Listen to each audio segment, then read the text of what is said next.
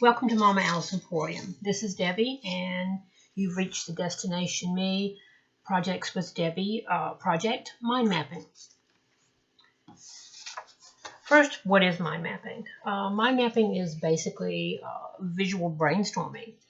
It's a way to map out knowledge that allows you to retain it better. It's a way to take notes while you're in a class using key points or keywords. Also writing them down. It's been proven that you do remember them better. It's a way of brainstorming so that you can look for new ideas or possibly problem solving so that you can look for solutions.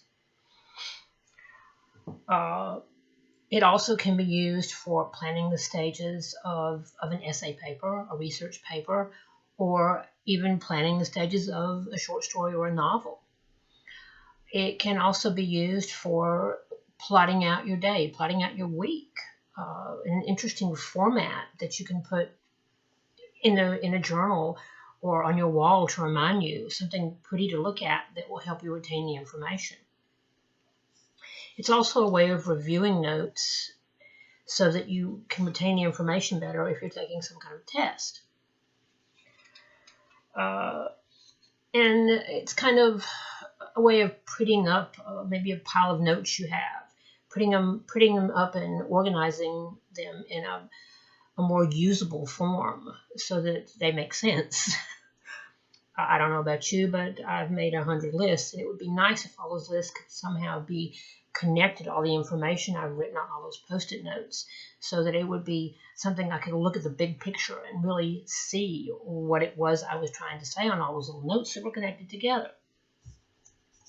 Okay, we're going to be using mind mapping actually later on when we create a focus notebook, when we create an inspiration book, and even when we create a project board. Mind mapping is going to come in really handy. Just wait and see.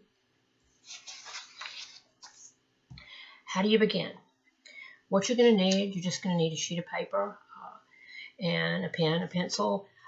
It doesn't really matter if you make an artistic masterpiece. It doesn't matter if it's beautiful, as long as you have your ideas. What you want to do is put your main idea in the center of the paper, and you want to put little lines out, branches, if you will, so that you can add connecting ideas. Connecting thoughts. What you want to do is you want to sit down and you would want to immediately write down the thoughts as they come to you. Just let them flow. It doesn't matter if it's beautiful. It doesn't matter if it's gorgeous. It doesn't matter if you have second thoughts. You can always go back later and review it. But 9 times out of 10, that first thought is going to be the right one. It's going to be the correct one. What does a mind map look like? It can be a lot of different ways.